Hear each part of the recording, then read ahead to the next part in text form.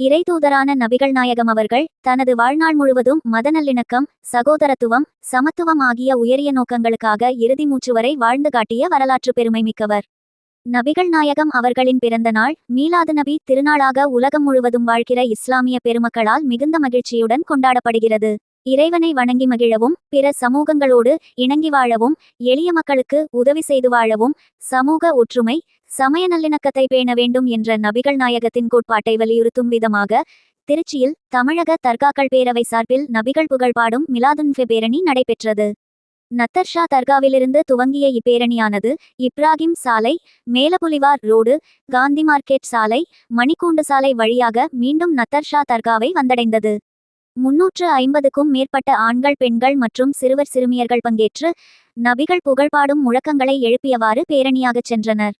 முன்னதாக இப்பேரணியை தமிழக தர்காக்கள் பேரவை மாநில தலைவர் அல்தாப் உசேன், மாநில பொதுச் செயலாளர் லியாகதலி ஆகியோர் தலைமையில் மாநில பொருளாளரும் நத்தர்ஷா தர்காவின் தலைமையரங்காவலருமான அல்லாபக்ஷ் கொடியசைத்து துவக்கி வைத்தார்.